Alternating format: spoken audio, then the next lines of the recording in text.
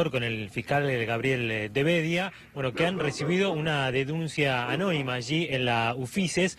Rápidamente se pusieron a trabajar y esta mañana presentaron la denuncia allí en Comodoro Pi, que como ustedes decían cayó en el juzgado número 9 de Luis Rodríguez, y bueno, ahora los pasos de la justicia a seguir e investigar entonces estos 500 millones de inversión que hizo Luis Caputo para comprar Levax a través de este fondo de inversión, como decía, de Axis, y por eso están investigando. Doctor, buenas noches, gracias por recibirnos. Bueno, entonces han recibido esta denuncia anónima, rápidamente ustedes trabajaron y esta mañana finalmente entonces presentaron esta denuncia. Efectivamente, interpusimos, cayó en el juzgado 9 del juez Luis Rodríguez y el fiscal Tayano. Le imputamos 3 delitos, más que imputarle es lo que solicitamos al juez que investigue si realmente es así. Uno es administración infiel, otra es incompatibilidad con la función pública y el tercer delito, incumplimiento de los deberes del funcionario público. En realidad no es solo a Luis Caputo, sino a todos aquellos que integraban el comité ejecutivo del Fondo de Garantía de Sustentabilidad el año pasado. Bueno, antes de dejarlo en contacto con el piso, digamos, no está mal que se invierta en Levax. Lo que está mal es que, a diferencia que antes se compraba directamente con el Banco Central, ahora era a través de este fondo de inversión teniendo que pagar comisiones, por ejemplo. Exactamente. Durante el año 2015 y también parte del 2016, directamente suscribían Levax, estas letras, directamente desde el Banco Central, pero desde abril del 2016 modificaron la operatoria y triangularon, lo hicieron por intermediación de una sociedad que es entre Axis y el Deutsche Bank. Ambas con participación muy relevante del entonces secretario de Finanzas Luis Caputo, porque era presidente y accionista mayoritario de Axis y tuvo también cargo directivo muy importante en el Deutsche Bank. Compañeros, nos pueden saludar al doctor Gabriel Devedia. Doctor, es un gusto, como siempre, tenerlo en línea. ¿Gente del Banco Central está involucrada en la denuncia también? Ante todo, buenas tardes, Víctor Hugo. No, del Banco Central, no lo hemos investigado y justamente es una de las cuestiones que puede ampliar el juez. Sí, directivos de Axis y del Deutsche Bank, pero del Banco Central es una de las cuestiones que deberá investigar el juez interviniente. Bien, ¿de qué cifras hablamos aproximadamente, doctor, si es que ese cálculo se puede hacer grosso modo? ¿Cuánto era gratis, cuánto no se pagaba y cuánto se generó de dinero que va a parar a esas empresas que presuntamente tienen que ver con Caputo? Estamos hablando por encima de los 500 millones de pesos y el tema de los honorarios, que es uno de los temas centrales, si uno ve, porque eran 2 tipos de honorarios. Los honorarios que cobran, por un lado Axis, porque para que la gente entienda, el Fondo Común de Inversión es un fondo que se constituye para que se inviertan en letra de cambio o en acciones de distinta índole, en el que las ganancias y las pérdidas hay menos riesgo, se diluyen. Y en este caso puntual hay 2 sociedades. Estas 2 sociedades, cada una cumple una función distinta. El Deutsche Bank fiscaliza y el que administra es Axis. Y los honorarios, es decir, las comisiones, los cobra cada uno por su lado, no los cobra la sociedad entera. Por un lado cobra Axis los honorarios, pero por otro lado los cobra el Deutsche Bank. Y en principio son sumas que mensualmente no parecen importantes, pero si uno suma todo, son relevantes. Gabriel, buenas tardes. Iván Yagroski lo saluda. ¿Cómo le va? Hola, Iván. ¿Cómo estás? A ver, tratando de entender según lo que dice la propia denuncia de la UFICES, Luis Andrés Caputo tenía participación en el Fondo Axis como cuotapartista hasta el 4 de diciembre del 2015. De ser así, ¿qué ley, qué norma habría violado en caso de comprobarse esta irregularidad que ustedes denunciaron y cayó en el juzgado de Rodríguez y en la instrucción de Tayano? Aparte de la norma del Código Penal por el cual nosotros vemos tipificados los 3 delitos que mencioné, la Ley de Ética Pública. La Ley de Ética Pública, artículos 13 y 15 fundamentalmente, en el 13 habla de las incompatibilidades. Y una de las incompatibilidades es esta, el tema de los intereses creados. Si él fue presidente de una empresa, tuvo cargos directivos, fue accionista, cosas que solicitamos al juez que se compruebe si las acciones las vendió o no, y encima del banco Deutsche Bank tuvo cargos también directivos, la Ley de Ética Pública en el artículo 15 le obliga a o a renunciar al cargo o apartarse o excusarse por 3 años y no estar en este tipo de actuaciones. ¿Por qué es importante lo que estoy señalando? ¿Cómo se materializa la suscripción de las letras como la compra de cualquier acción que pueda hacer el FGS? Se hace reunido el comité ejecutivo del Fondo de Garantía de Sustentabilidad y le abren un acta. El acta es firmada por cada uno de los directores. Uno de esos es Luis Caputo.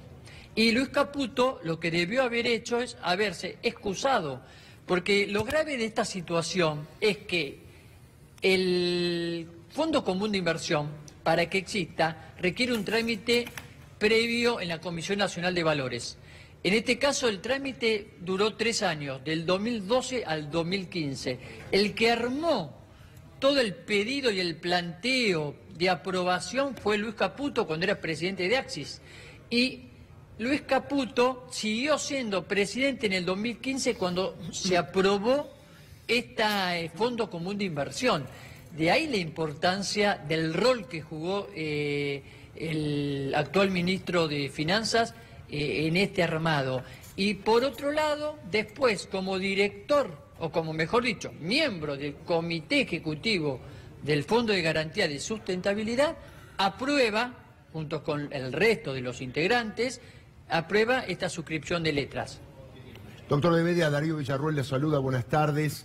El gobierno, buenas tardes, Darío. ¿Cómo va? El gobierno va a hablar de conflicto de intereses, siempre lo hace. Y yo siempre digo que acá hay negociaciones incompatibles con la función pública. Pero más allá de esto, el área donde usted está ha tenido un montón de ataques por parte del gobierno. Y esta denuncia obviamente va a hacer que quieran que la UFICES otra vez tenga un rango menor del que tiene. ¿Cómo se banca esa presión y obviamente sigue cumpliendo con lo que tiene que hacer? La única presión que como fiscal siento es la que me baja la Constitución Nacional de defender la legalidad constitucional y los intereses de la comunidad, los intereses de nuestro pueblo. Y esa es la única presión, que es una presión interna que tengo en el cumplimiento de mis funciones y saber que todo lo que estamos haciendo es de acuerdo a derecho. El resto no siento absolutamente presión por nada. ¿Cómo sigue ahora el proceso judicial? ¿Cuáles son los plazos, etcétera? Bueno, la denuncia la interpusimos y siempre ahí en Comodoro Pi se hace una denuncia, después se ratifica la denuncia, la semana que viene la ratificaremos y esperaremos que el juez lo evalúe. Y ahora ya está a cargo el fiscal Tayano en cuanto a lo que es la representación del Ministerio Público. Las unidades fiscales interponemos denuncia cuando consideramos que hay una acción delictuosa y después, al sortearse un fiscal, el fiscal es el que se ocupa dentro del Ministerio Público. Solo podemos colaborar si eso nos lo requiere. Doctor de Bedia, muchísimas gracias por este contacto. No sé si Nicolás tiene alguna pregunta más por nosotros, por nuestra parte, quiero decir. Le agradecemos enormemente como siempre. Gracias y es un placer, Víctor Hugo. No, simplemente, Víctor Hugo, además de agradecerle nuevamente al doctor por la amabilidad, si esperaba, cuando su secretario recibió esta denuncia anónima que estuvimos hablando, que sea de este peso, digamos, ¿no? Porque es una denuncia importante contra un ministro de la Nación. Por lo general, no suelo hacer diferencia ni un minuto en mi cabeza, ni un segundo, si algo de peso o no, los poderes económicos o políticos que puedan estar implicados en una investigación. La verdad que para mí lo siento como todo lo mismo y no siento ningún peso. No lo sentí. Gracias, doctor. Bueno, así estaba la palabra entonces del fiscal Gabriel de Bedia. Hablábamos entonces con esta denuncia que presentó esta mañana ante el juzgado número 9 de Comodoro Pi. Pueden ser 3 delitos, pero Luis Rodríguez lo va a citar la semana que viene, como dijo. Será bueno que rápidamente el doctor Dayano arbitre todo lo que tenga que arbitrar para posibilitar que este hecho no quede impune, porque aquí en principio me parece que hay un delito. Sí, Iván. El último dato, Víctor Hugo, para de alguna manera entender lo que le ha ocurrido al gobierno en estos 20 meses, es que cuando uno recorre las denuncias que ha tenido el Poder Ejecutivo Nacional, ve dólar futuro, ve la emisión de Levax en su momento, ve la compra por el fondo Axis que ya había tenido Caputo, ve esta suscripción vía el mismo fondo, es decir, siempre, no exclusivamente porque tiene otros menesteres, pero los instrumentos financieros y todo lo que tiene que ver con emisión de deuda, usted lo ha dicho más de una vez, Víctor Hugo, las agencias colocadoras, emisiones de bonos y demás, siempre generan irregularidades dentro de las decisiones que toma el Poder Ejecutivo Nacional. Acá hay un patrón, evidentemente. No nos olvidemos que para concretar todo este fabuloso robo que hacen, aplican políticas públicas que van en contra de la gente. Las LEVAC están marcando que para sostener un dólar que ellos quieren de la manera que está en estos momentos, genera un movimiento de dinero descomunal, nunca visto, con intereses altísimos, que por supuesto va prendido a comisiones también altísimas. Entonces, cuando están sosteniendo las LEVAC, cuando están generando 700, 800, 900 mil millones de pesos que van y vienen en torno a las LEVAC, políticas públicas nefastas, porque después viene, esto está atado a la deuda brutal, condenando a la Argentina por muchísimos años a estar en una situación muy desgraciada para los más vulnerables. Esas políticas públicas que ellos aplican para poder robar lo que se les antoja, las paga el pueblo. Esto sí que lo paga verdaderamente la gente, como suele decirse por aquellos integrantes de lo que entonces era una oposición al gobierno anterior y que permanentemente con el periodismo que los banca, que los sostiene y que los impone, hablaban de lo que era la corrupción. Esta es una corrupción que no necesita casi ni de jueces para que quede claro. Pablo Cablan.